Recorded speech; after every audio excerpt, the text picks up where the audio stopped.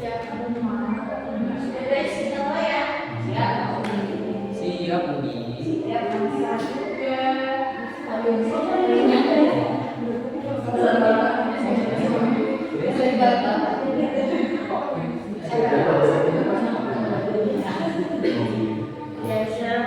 Assalamualaikum warahmatullahi wabarakatuh. Waalaikumsalam warahmatullahi wabarakatuh. Alhamdulillahirrahmanirrahim. Segala puji hanya milik Allah Subhanahu wa Ta'ala yang telah memberikan kita nikmat sehingga pada hari ini kita dapat berkumpul dalam keadaan selamat.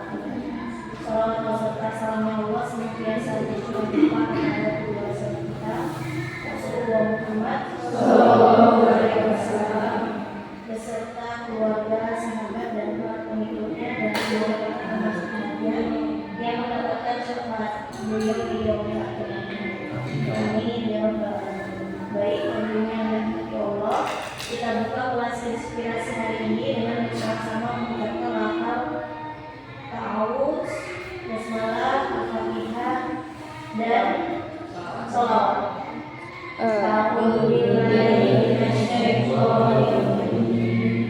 Bismillahirrahmanirrahim.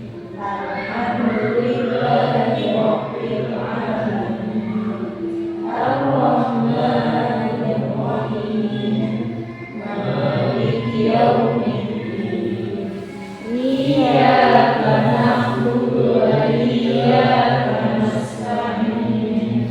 Ihdinas siratal mustaqim.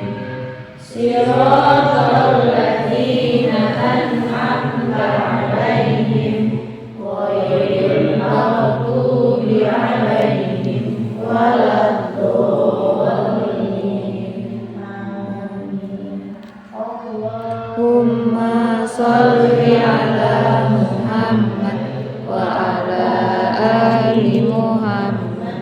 Allahumma sholli 'ala Muhammad wa 'ala ali Muhammad.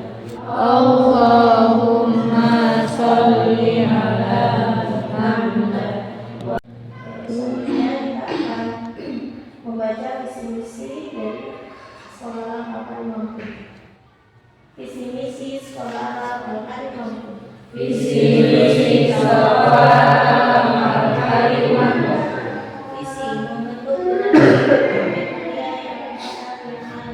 Visi membentuk generasi pemimpin mulia yang rahmatan lil alamin. Misi menyelenggarakan pendidikan yang al-karim yang dirumuskan sebagai berikut. Misi menyelenggarakan pendidikan al-karim yang dirumuskan sebagai berikut.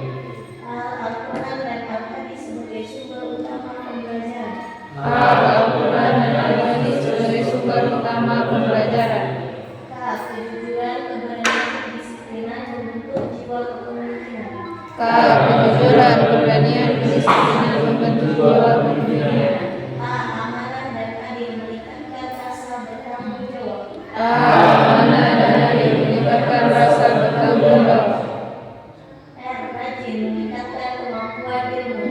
Rajin meningkatkan kemampuan ilmu. Iman mengoptimalkan keimanan dan ketakwaan. Iman mengoptimalkan keimanan dan ketakwaan. Mulia menjadi manusia yang rahmatan lil alamin. Mulia menjadi manusia yang rahmatan lil alamin. Selanjutnya mulai jalan surah Al-An'am. A'udzu billahi minasy syaithanir rajim. Bismillahirrahmanirrahim. Wal-'adiyati dhabha fal-muriyati qadha fal-mughirati subha fa'atharna bihi naq'a fawasaqna bihi jam'a. Innal insana li rabbihi lakanud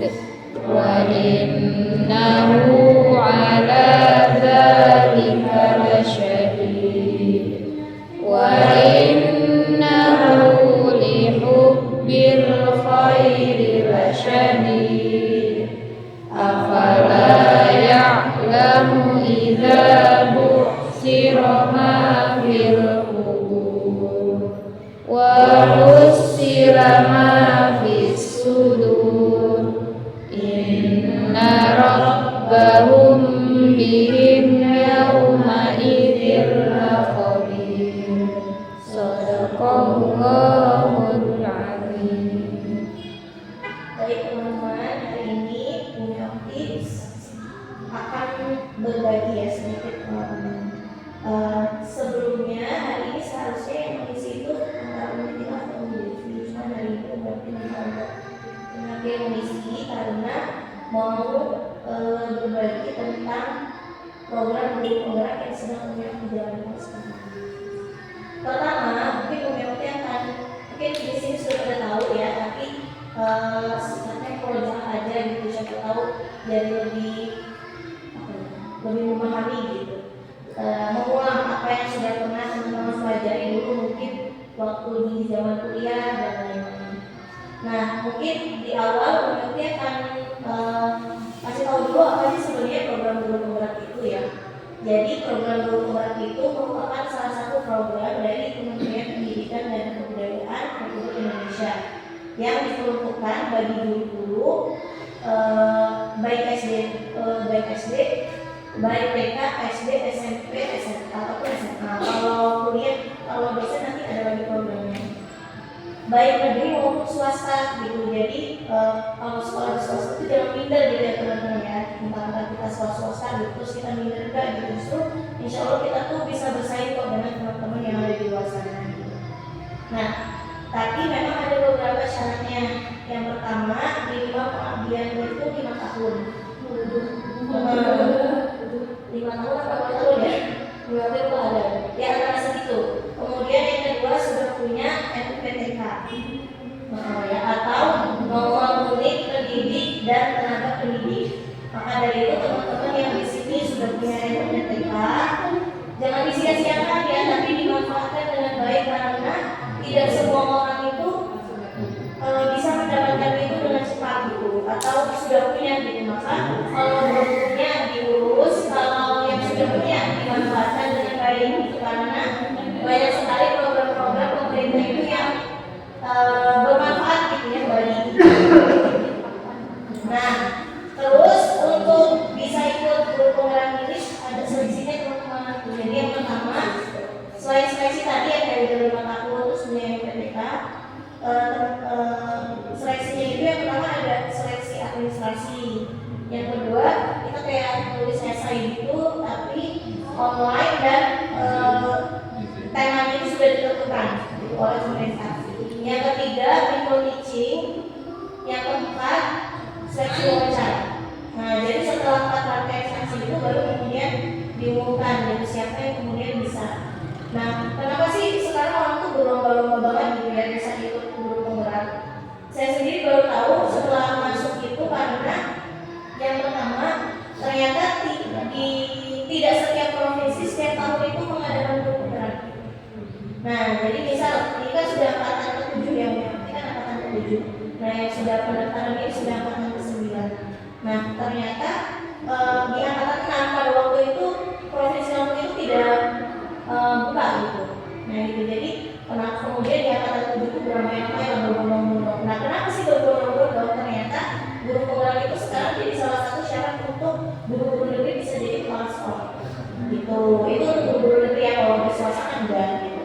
Nah kalau di negeri jadi teman-teman penggerak di akhirnya itu senior-senior sekali gitu ya. Maka di sana tuh saya luar biasa di satu kelompok itu paling muda, padahal di sini saya paling tua ya. Ternyata ketika bergabung di luar jadi yang paling muda gitu. Karena teman-teman satu kelompok itu rata-rata dari 45 ke atas. Karena memang beliau-beliau itu kan kepala sekolah yang belum punya sertifikat guru penggerak seperti itu. Jadi mereka mengejar itu kepala sekolah baru yang mengejar sertifikat guru penggerak gitu. Nah itu salah satu keuntungannya dan katanya tapi yang tak tahu juga ya, cuma ini baru katanya akan dijadikan pengganti PPG gitu. Jadi ya, tapi kita nggak tahu ya, kadang-kadang peraturan pemerintah itu kan suka berubah. Jadi kalau kita kayak ambil positifnya aja gitu. Selain itu banyak sekali ilmu-ilmu yang bisa kita pelajari. Nah, hari ini Umi Okti akan berbagi tentang salah satu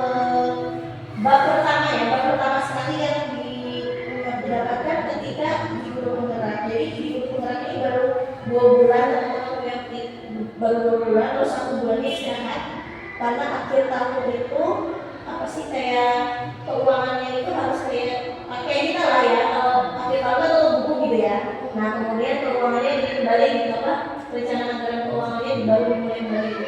Sama ini juga, jadi kemarin itu mulai bulan November, Desember, Januari ini libur, mulai lagi Februari. Nah ini materinya ada di Google Drive, nanti sudah kirimkan alamatnya di Awesome ya. Sebenarnya ada videonya tapi takutnya berat, kita sih sebenarnya cuma 1 menit.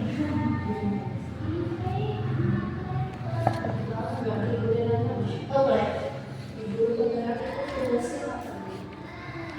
Jadi kita sistemnya seperti kuliah. Jadi kuliah nanti kita ada KMS atau learning. Pokoknya intinya kita mengerjakan tugas yang ada di panduannya gitu loh. Kayak kita duduk langsung gitu.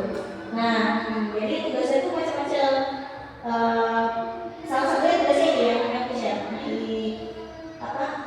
di Awesome. Nah, tugasnya itu, nah kenapa sih Wiyati berani share ini ya? Karena teman-teman sebenarnya apa yang dipelajari, nah boleh dikit ya, ini soalnya ada lebihnya. Nah, apa yang dipelajari di sini tuh sebenarnya sudah kita terapkan gitu. Jadi kita tuh hanya tinggal mengkoneksikannya aja dengan ilmu-ilmu gitu. Jadi sebenarnya kalau dalam tanda kutip kalau ada teman-teman di sekolah itu ya, di sekolah kalian enak, udah pasti udah pernah lakuin semua kan gitu. Sudah kayak kita belajar tentang kayak kita ada kayak program literasi kan kita udah ada, kemudian program kayak budaya positif kita juga sudah ada. Nah jadi sebenarnya apa ya, kayak memantapkan aja gitu. Oh ternyata apa yang selama ini kita jalankan itu sudah selalu sejalan dengan teman-teman di dinas pendidikan. Nah ini yang pertama ya, ini adalah filosofi pendidikan Ki Hajar Dewantara. Jadi ternyata teman-teman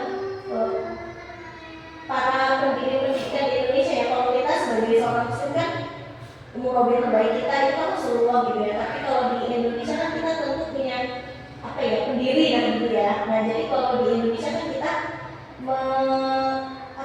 mengambil tokoh itu Ki Hajar Dewantara sebagai filosofis pendidikan.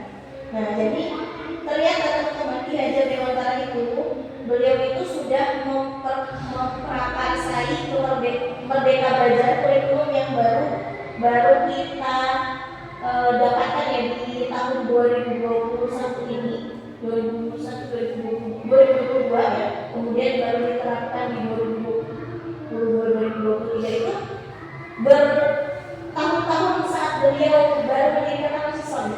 Masya Allah ya, jadi ternyata visioner beliau itu sudah itu gitu tentang pendidikan. Jadi kalau yang sekarang itu pemerintah baru yang ayo kita belajar pakai kurikulum merdeka, padahal Merdeka Belajar itu sudah beliau gagas itu dari dulu. Jadi luar biasa, Masya Allah ya. Nah di sini yang paling terkenal ya dari filosofis pendidikan beliau itu adalah yang ditulis di kesimpulan filosofis Ki Hajar Dewantara. Ingarso Sutuwodo, ini Madia Mangunarso, Tutuli Handayani. Nah, Tutuli Handayani itu yang suka ada di topik kita ya, sama pendidikan kita ya, fondasi dan lainnya. Nah, ini karena beliau filmnya Jawa ya, jadi pakai bahasa Jawa, bukan berarti mendeskripsikan sesuatu kesukuan. Ingarso Sutuwodo apa? Di depan mengajar. Ya, yang di depan menjadi teladan, memberi teladan. King Madia Mangunarso.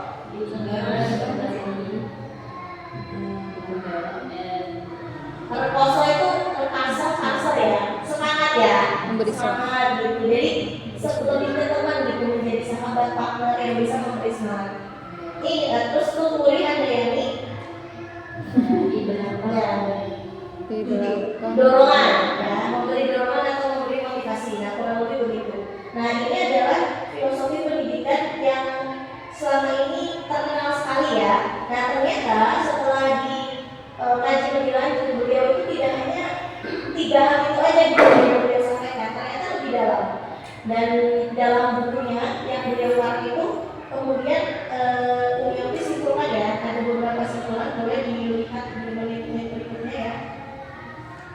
Nah, ini salah satu contoh tugasnya. Ini namanya tugas koneksi antar materi. Jadi diminta untuk mengkoneksikan materi yang sudah kita pelajari dengan pembelajaran yang ada di sekolah. Nah, contohnya nomor 1 nih. Ini adalah kesimpulan dari filosofi pendidikan Ki Hajar Dewantara. Yang pertama, pengajaran merupakan proses pendidikan dalam memberi ilmu atau berfaedah untuk kecakapan hidup anak secara lahir dan batin. Oleh karena itu di situ Umyoti kasih fotonya Fakih yang lagi masak gitu ya. Nah, karena yang dikaji lebih dalam oleh Ki Hajar Dewantara itu menyatakan bahwa kalau pengajaran itu yang ngajar ilmu aja, tapi kalau guru yang benar, bukan guru yang benar ya, tapi kalau sekarang di kurikulum merdeka itu lebih diajarkan ke mendidik. Apa bedanya pendidikan dan pengajaran? Kalau pengajar itu hanya ilmu IPA, IPS gitu aja. Kalau mendidik itu semuanya ilmu yang berfaedah untuk kecakapan hidup anak baik lahir maupun batin. Nah, ini kan sejalan banget ya sama kita teman-teman yang kita punya kurikulum yang semuanya masya Allah tidak hanya logika sainsnya aja gitu, tapi kita mengajarkan anaknya, mendidik anak tentang akhlaknya, mendidik anak untuk bisa mandiri, mendidik anak untuk bisa sehat secara jasmani gitu. Jadi itulah yang diharapkan oleh kurikulum merdeka. Dalam hal ini filosofi yang diambil adalah filosofi dari Ki Hajar Dewantara. Yang pertama. Yang kedua, pendidikan atau makfudi memberi tuntutan terhadap segala ketentuan kodrat yang dimiliki anak agar dia mampu mencapai keselamatan dan kebahagiaan yang setinggi-tingginya, baik sebagai seorang manusia maupun sebagai seorang anggota masyarakat. Nah, ini semakin menjurus nih.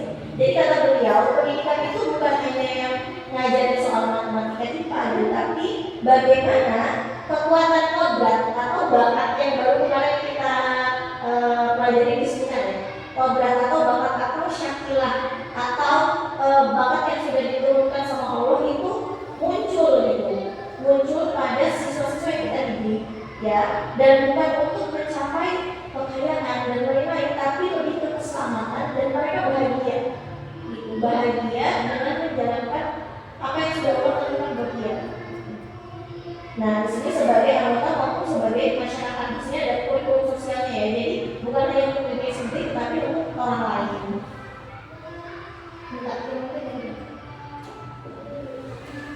Lanjut ya. Maka di situ gambarnya yang dikasih dia beda-beda gitu.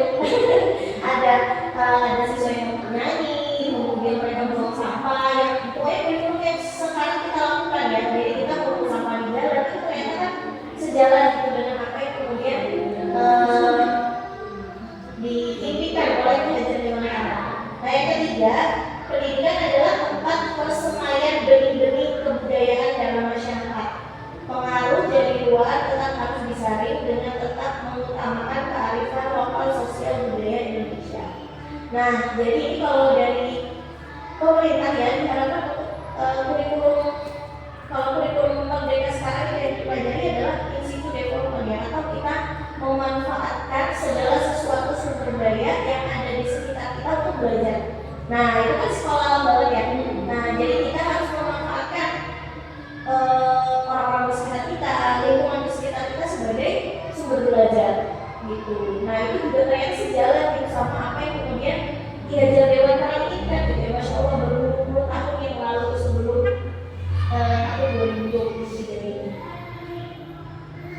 Nah, ini saya tahu dia tahun 2013. Kemudian yang keempat, pengajaran dan pendidikan yang berguna untuk kehidupan bersama, yaitu memerdekakan manusia sebagai bagian dari persatuan rakyat.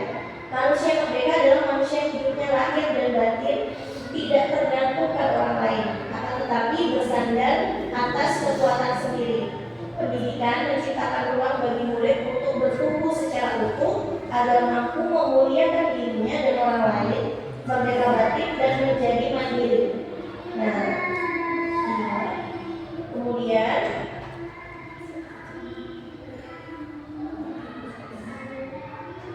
yang kelima ya, kekuatan diri atau kodrat yang dimiliki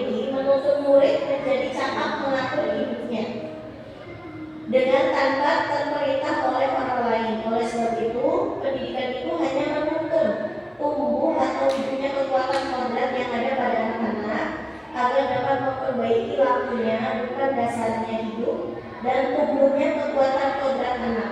Tuntutan seorang guru mampu mengelola dirinya untuk hidup bersama dengan orang lain atau menjadi manusia dan anggota masyarakat. Nah, kemudian ya, yang keenam, Ki Hajar Dewantara menjelaskan bahwa dasar pendidikan anak berhubungan dengan kodrat alam dan kodrat zaman. Nah, ini sesuai dengan yang kata Ali ya, bahwa didiklah anakmu sesuai dengan zamannya itu. Kodrat alam berkaitan dengan sifat dan bentuk lingkungan di mana anak berada, sedangkan kodrat zaman berkaitan dengan isi dan irama. Ini SAU tahun 2019. Teman-teman jadi bisa melihat ya. Bagus. Kayak ini satu benar. Iya. Yang ketujuh, nah kalau ketujuh teman-teman ini anak-anak lagi apa coba menanam pohon apa? Pinang. Apa ya namanya itu? Ketapang ya? Ketapang laut di Pulau Mahawang. Ini angkatannya Kak Aksyen yang sekarang kelas 9. Yang ketujuh, menurut KHD, budi pekerti atau watak atau karakter merupakan perpaduan antara gerak, pikiran, perasaan, dan kehendak atau kemauan sehingga menimbulkan tenaga. Nah, jadi kalau kita sudah punya kemauan, maka itu akan jadi tenaga ya buat kita itu. Itu kemudian keluarga menjadi tempat yang utama. Nah, dan paling baik untuk melatih pendidikan sosial dan karakter baik bagi seorang anak. Nah, ini benar deh kalau kata tim media kemarin ada video beberapa hari yang lalu bahwa kalau keluarganya baik, insya Allah anaknya baik ya. Oleh sebab itu, peran orang tua sebagai guru, penuntut, dan pemberi teladan menjadi sangat penting dalam pertumbuhan karakter baik anak. Budi pekerti melatih anak untuk memiliki kesadaran diri yang utuh untuk menjadi dirinya, kemerdekaan diri dan kemerdekaan orang lain. Oke. Sudah cukup ya. Nah, ini mengkoneksikan dengan sekolah kita ya. Di sini kami sampaikan sejak awal terbentuk Sekolah Alam seluruh Indonesia yang tergabung dalam JSAN atau Jaringan Sekolah Alam Nusantara, meyakini dan menjalankan nilai-nilai pendidikan yang sejalan dengan filosofi pendidikan Ki Hajar Dewantara. Dengan nilai-nilai yang pertama, guru adalah fasilitator. Nah, ini kesimpulan dari Mempia yang menuntut siswa dalam mendidik dengan bahagia dan merdeka, bukan hanya dalam mengajarkan materi pembelajaran. Betul kan ya? Yang kedua, kecerdasan siswa tidak diukur berdasarkan kompetensi akademik saja, melainkan sesuai dengan bakat yang dimilikinya masing-masing. Yang ketiga, kurikulum sekolah alam, yaitu akhlak atau budi pekerti, logika, leadership, dan bisnis dengan berbasis pembelajaran kearifan lokal. Nah, itu adalah tentang filosofi pendidikan Ki Hajar Dewantara yang berpuluh-puluh tahun lalu digagas dan ternyata sangat sejalan dengan penerapan kurikulum merdeka yang baru digagas oleh pemerintah sekarang, dan masya Allah itu sejalan dengan pendidikan yang ada di sekolah alam di seluruh Indonesia. Semoga dengan ini semakin semangat ya kita ya, kan kalau berilmu tuh, kalau kita berilmu dan tahu kan jadi kayak semangat gitu menjalankan sesuatu ya. Kayak kita sholat dua fadilahnya ini, jadinya pengen gitu kan. Nah, kita juga mudah-mudahan dengan hal itu untuk menjadi lebih semangat gitu untuk bisa sama-sama ya, sama-sama semangat, sama-sama yang juga jadi lebih semangat untuk memberikan yang terbaik buat pendidikan Anda. Dan besok kita ketemu lagi, jangan bosan ya. Besok tentang budaya positif. Nah, mudah-mudahan besok diberi kepanjangan umur, masih diberi umur Allah kesempatan, jadi kita bisa ketemu lagi. Ya, itu aja. Kami mohon maaf apabila ada kesalahan. Sama kami juga minta maaf jika ada kesalahan. Ya, dan Allah kami mohon maaf buat teman-teman yang mau daftar guru penggerak, boleh dicek ya di badan guru penggerak, atau boleh dicek di si PKB-nya masing-masing. Yang belum punya IPTK di berjalan ya, biasanya kami IPTK saya kapan. Itu aja dari Kumianti. Tadi disuruh maaf ya. Demi Sudah ya. Daripada Allah saya mau ngaku, Kumianti saya ambil demi karena Allah. kami juga sayang Umi karena Allah.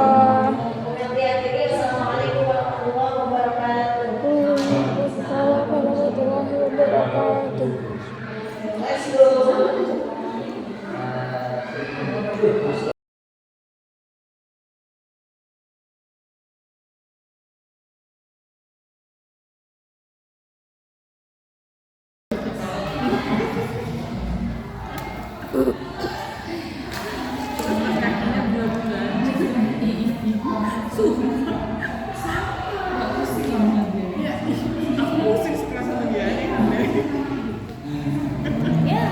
mau pakai tripod aja. Bajunya udah bunga.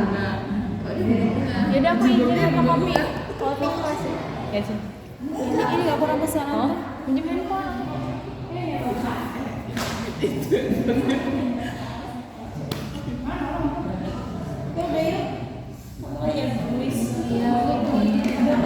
Jadi nggak kurang kesini ya. Biar kelihatan ada orang. Kalau kita kan mau dulu aja ya. Iya, apa yang dia bilang?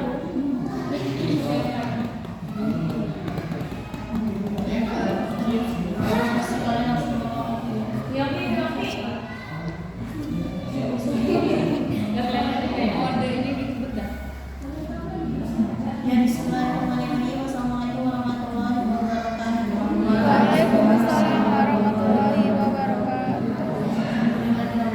Segala puji hanya milik Allah Subhanahu Ta'ala yang telah memberikan kita begitu banyak nikmat sehingga kita bisa berkumpul hari ini di kelas inspirasi Selasa ya. Salawat beserta salam Allah senantiasa tercurahkan kepada pembahasan kita Rasulullah Muhammad Sallallahu Alaihi Wasallam beserta keluarga, sahabat dan para pengikutnya, dan semoga kita termasuk umatnya yang mendapatkan syafaat dari beliau yang akan datang.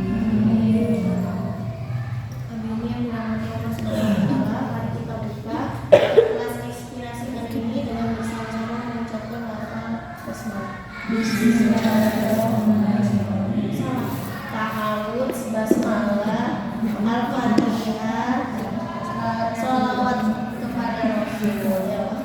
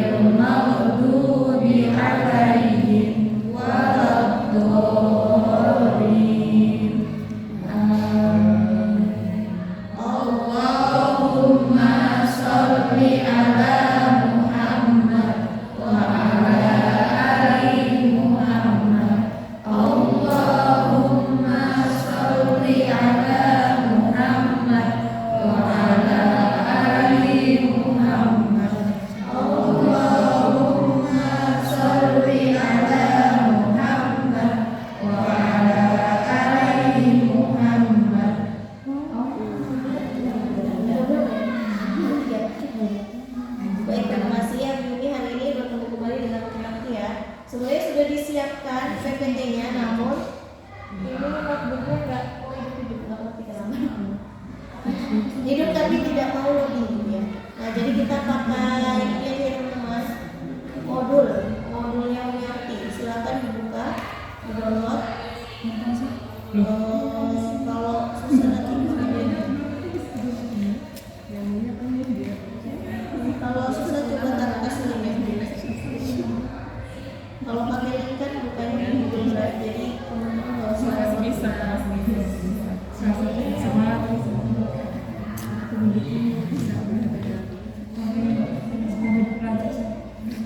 Nah hari ini yang mau aku share adalah tentang budaya positif ya.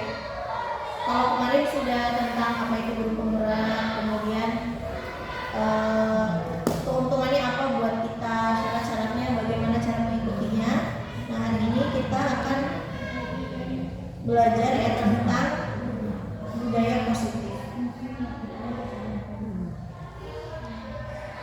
Kalau di sini agak banyak ya, agak mumet pasti.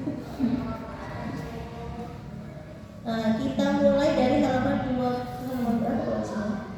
23, page-nya page 23. Tapi kalau dari modulnya 1.4 halaman 11. Aku ini aja ya, screenshot ya. Screenshot aja. Ini kan sah? Bisa. Berarti dua macam enggak? Ini bisa satu jam begini laptopnya. Ada yang mau menyumbang? Sama enggak bisa. Sama aja. Masalah boleh. Oke, sudah udah pikir ya. Jadi yang pertama materi sebelum budaya positif itu adalah sebelum kita menerapkan budaya positif itu adalah kita merubah paradigma perubahan dulu. Jadi kita merubah sudut pandang kita ya. Sudut pandangnya itu setelah berbagai teori yang ada. Nah, jadi sebenarnya selama ini kita lakukan itu kita itu hanya menstimulus respon. Jadi misal kita percaya bahwa guru itu bisa mengontrol murid, ya. Kemudian kita juga percaya bahwa penguatan positif itu efektif dan bermanfaat. Kemudian kita percaya bahwa kritik dan membuat orang merasa bersalah itu dapat mengeluarkan karakter seseorang. Nah, ini paradigma sebelumnya yang kita selama ini pahami bersama ya. Kalau menurutku sih gitu. Jadi pertama, saya percaya bahwa saya itu bisa mengontrol murid. Yang kedua, penguatan ya, hanya penguatan positif itu efektif dan bermanfaat. Yang ketiga, kita itu percaya bahwa dengan kita mengkritik orang lain, kemudian kita membuat orang lain merasa bersalah, itu dapat menguatkan karakter dia. Kalau di sini murid lah ya.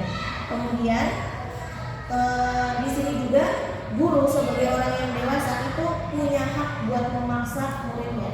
Nah, itu ilmu apa ya? Yang kita pahami bersama sekarang. Nah itu disebut dengan stimulus respon atau yang sebelah kiri yang abu-abu ya. Nah, kemudian kalau di sekarang ya di sekarang itu ada teori baru bernama teori baru ya, artinya diperbaiki dengan cara teori kontrol. Contoh, di stimulus respon kita menganggap bahwa kebutuhan kita tuh sama semuanya. Saya kebutuhannya sama-sama Melinda, kebutuhannya sama-sama Dudi gitu.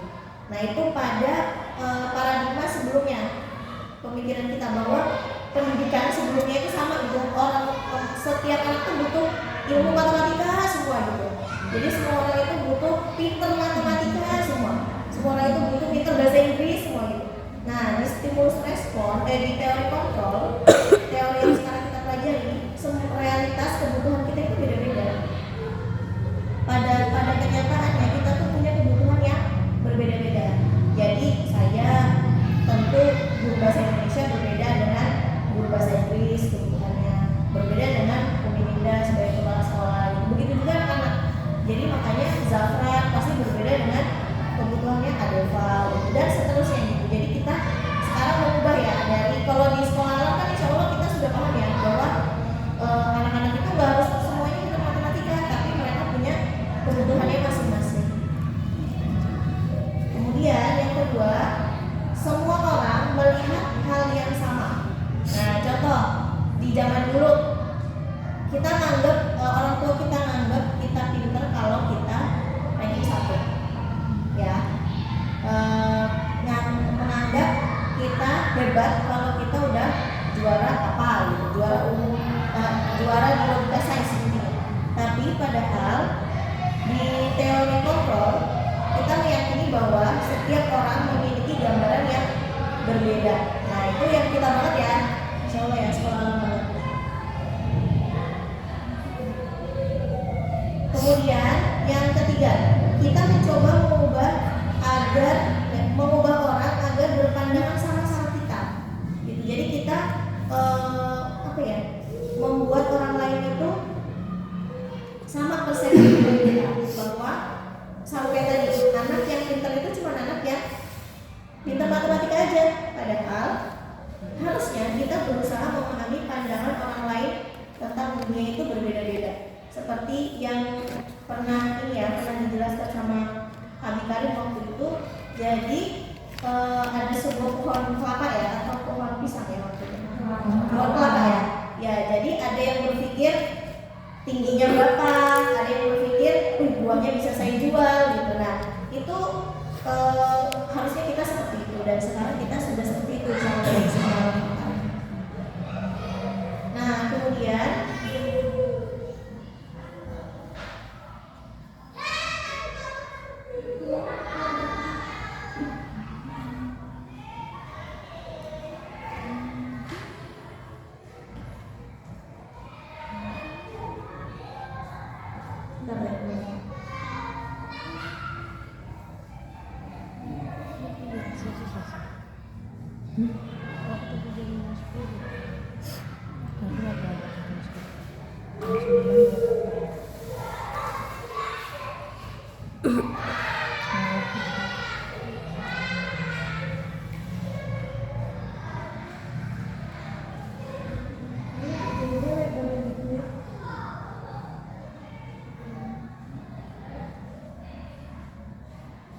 lanjut ya. Perilaku buruk dilihat sebagai suatu kesalahan. Padahal kalau kita lihat semua perilaku itu memiliki tujuan. Seperti yang kita tahu, anak yang kadang suka memukul teman itu sebenarnya pengen perhatian dari kita, gitu. Atau dia cari perhatian sama kita, atau yang lainnya gitu kan. Jadi setiap perilaku itu punya tujuannya masing-masing. Jadi jangan menganggap dulu itu buruk. Kemudian orang lain bisa mengontrol saya dulu ya. Hanya Anda yang bisa mengontrol diri kita sendiri. Gitu. Jadi sebanyak apapun peraturan yang ada di sekolah ini, kalau kita tidak bisa mendisiplinkan diri kita sendiri, maka kita nggak bisa gitu mengontrol diri kita sendiri. Kemudian saya bisa mengontrol orang lain. Sebenarnya kita tidak bisa mengontrol orang lain gitu, tapi dengan kesadaran orang lain itu baru kemudian melakukan afirmasi positif yang kemudian kita berikan. Pemaksaan ada pada saat bujukan gagal.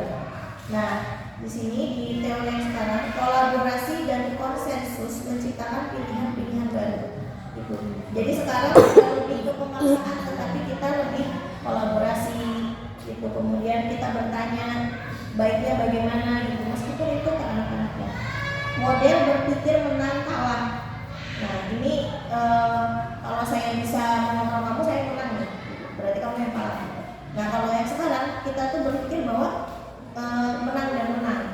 Jadi kita bisa mengontrol dia dengan, bukan mengontrol ya, tapi memperbaiki, membenarkan perilakunya, mengarahkan sesuai dengan jalannya, dan dia juga merasa benar dengan apa yang dilakukannya gitu. Jadi tidak saling menyalahkan, ada yang menang ada yang kalah, saya menang kamu yang salah gitu, tapi saling bahwa perilaku yang kakak lakukan itu benar, dan ini juga akan mengarahkan kakak ke tempat yang benar gitu. Karena kita ke arah yang awal tadi, bahwa setiap perilaku itu memiliki tujuannya masing-masing. Gimana ya? Mohon maaf ya agak narsis, karena di sana disuruh ada fotonya. Ini apa guys?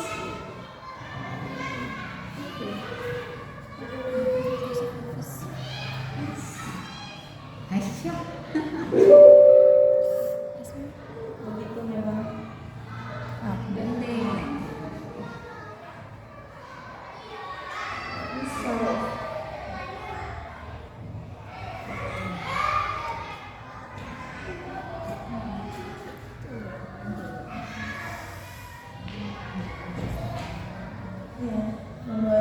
Biar bisa ganti motor.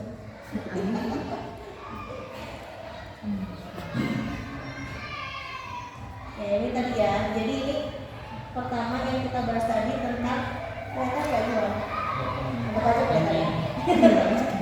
Disiplin positif dan nilai-nilai kebajikan universal. Ini yang kita bahas tadi, perubahan paradigma. Pertama yang harus kita lakukan itu adalah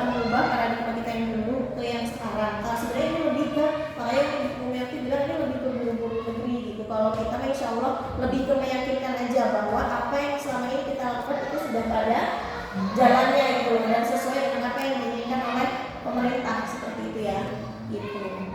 Nah kemudian makna disiplin, kalau selama ini kita kan disiplin itu taat gitu ya, taat, tertib dan lain-lain. Kalau dari Ki Hajar Dewantara beliau mengatakan bahwa di mana ada kemerdekaan, disitulah harus ada disiplin yang kuat.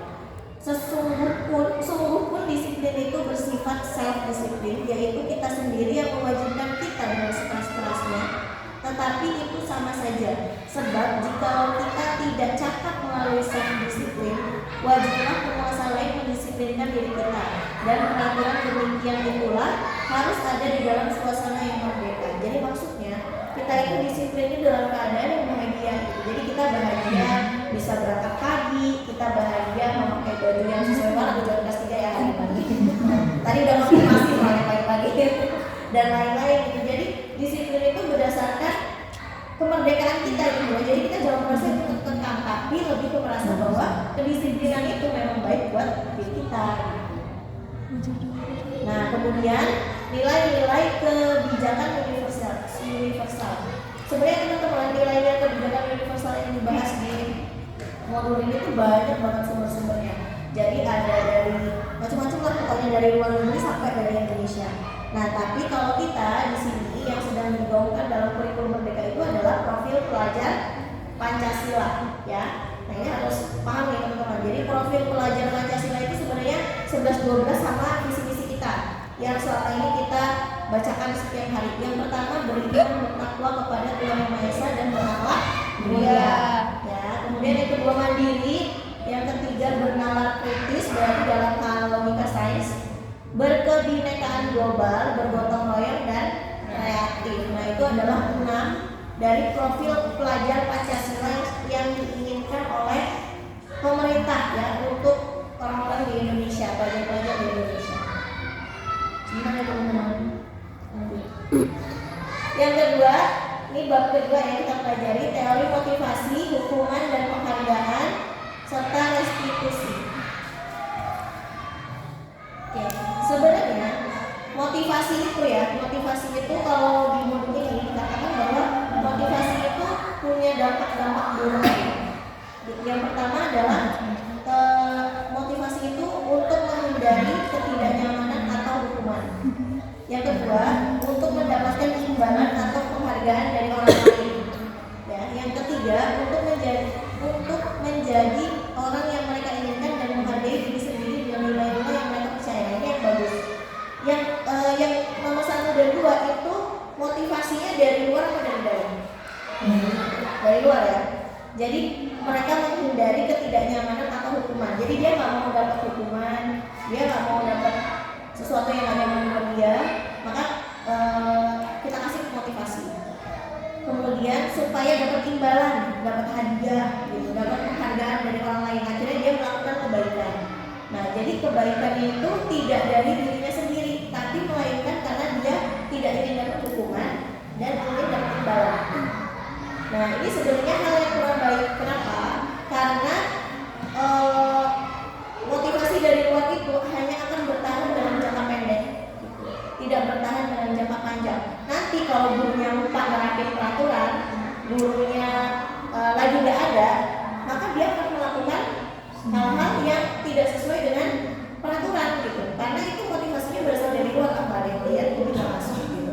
Nah, maka yang harus kita tumbuhkan adalah kita berbicara kepada anak-anak bahwa apa yang kita lakukan itu baik untuk kakak gitu. Meskipun itu lama banget karena itu jangka panjang dan harus diulang-ulang gitu.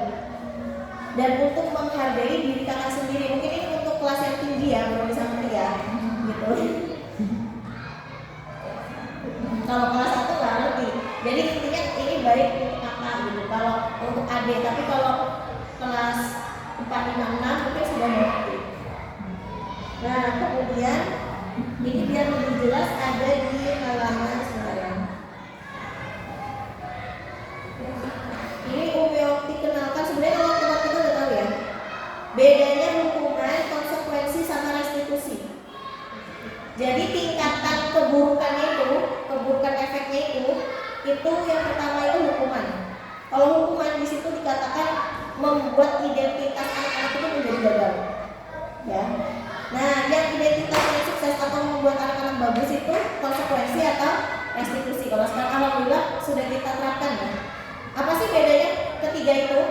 Ada yang tahu nggak? Kalau hukuman itu yang tiba-tiba, jadi belum ada kesepakatan, tiba-tiba langsung dikasih hukuman. Jadi misal anak itu terlambat, langsung kita kasih hukumannya nggak sesuai sama konsekuensi yang ada gitu. Jadi sebelumnya kan kita udah bilang, oh kalau terlambat kakak harus bersihkan halaman sekolah. Cuma karena dia udah terlambatnya berkali-kali, kita kesel tuh. Akhirnya kakak bersihkan toilet. Nah itu sudah hukuman masuknya karena tidak sesuai dengan kesepakatan yang ada, dan itu akan sangat membuat siswa kita itu jadi nggak baik gitu. Dia akan merasa terintimidasi dan lain-lain, kok nggak sesuai gitu dengan kesepakatan yang ada gitu. Jadi di alam bawah sadar dia tuh dia menyadari akan hal itu ya. Kemudian konsekuensi. Nah kalau konsekuensi itu adalah yang sudah kesepakatan sebelumnya.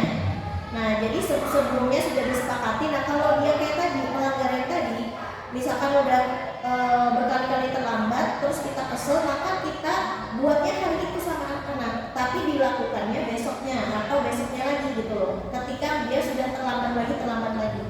Jadi kakak karena sudah berkali-kali terlambat, maka nanti kita kasih ini ya kesepakatan baru ya, konsekuensi baru, tapi ini berlakunya nanti minggu depan misalkan gitu. Nah itu bentuknya udah konsekuensi lagi, bukan hukuman. Intinya kalau hukuman itu ya mendadak gitu loh, tiba-tiba mendadak. Misalkan dia nggak pakai sepatu ke sekolah, tiba-tiba sepatunya kita ambil terus kita suruh nyeker dia sepanjang hari. Nah itu hukuman. Tapi kalau misalkan kita konsekuensi, ya udah nanti kita bahas konsekuensinya di kelas karena ternyata kita menemukan pelanggaran yang baru nih. Nah maka kita bikin konsekuensi yang baru. Nah kalau restitusi itu kita lebih ke menanyakan. Jadi kakak, menurut kakak terlambat itu benar apa salah? Salah nih gitu ya. Nah terus iya memang agak lama ya, tapi itu menyadarkan dia bahwa apa yang dilakukan itu salah gitu loh. Jadi kita nggak kamu ini terlambat gitu. Jadi kita lebih berpikir menanyakan, kakak terlambat itu benar apa salah? Salah, misalnya salah nih. Ya sudah, berarti kalau salah yang harus dilakukan apa? Menjalankan konsekuensi nih. Nah berarti dia sudah paham, oh berarti kalau saya salah, saya harus menjalankan konsekuensi. Jadi tidak ada pemaksaan di situ. Jadi kalau konsekuensi ini dijalankan, maka terima nggak? Marah nggak? Enggak, karena itu sudah konsekuensi. Oke, berarti bisa menjalankan konsekuensi yang ada? Bisa. Terus besok gimana? Mau diulang atau tidak? Udah nih janji. Nah itu restitusi. Paham ya bedanya ya? Jadi restitusi itu adalah konsekuensi yang kita komunikasikan dengan anak-anak. Jadi kita sadarkan bahwa oh iya saya salah. Oh berarti saya dapat konsekuensi. Berarti besok saya nggak boleh gitu lagi. Nah jadi afirmasinya tuh positif gitu loh. Salah tuh nggak apa-apa gitu. Salah tuh nggak apa-apa. Atau boleh kita bilang, nah Umi juga pernah loh terlambat gitu. Terus Umi juga dapat konsekuensi. Nah itu kita sedang pakai bahasa Bunda ya, mengalirkan rasa namanya. Berarti dia akan merasa dia tidak bersalah gitu loh. Bukan tidak bersalah, bahwa oh ternyata manusia itu semuanya pernah salah gitu. Dan itu tidak apa-apa. Tapi yang paling penting adalah bagaimana membuat kita menjadi lebih baik.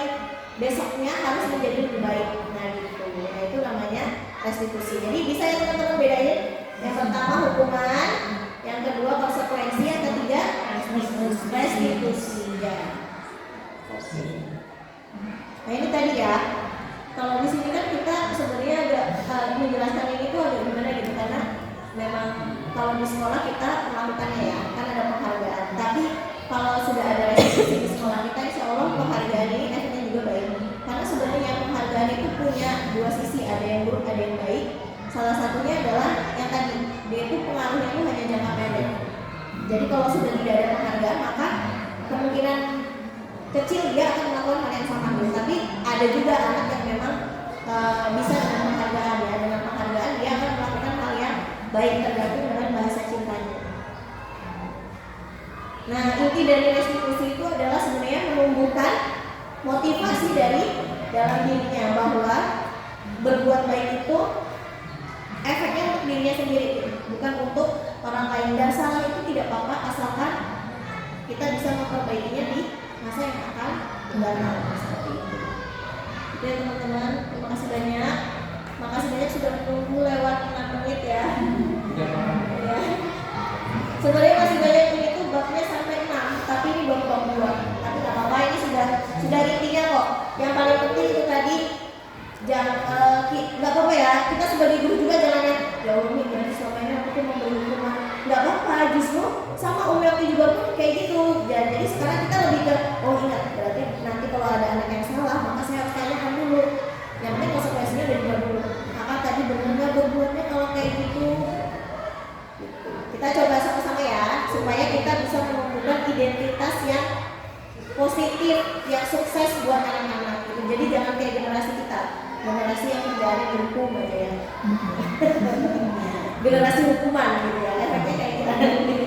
Jadi kita harus tumbuhkan generasi-generasi yang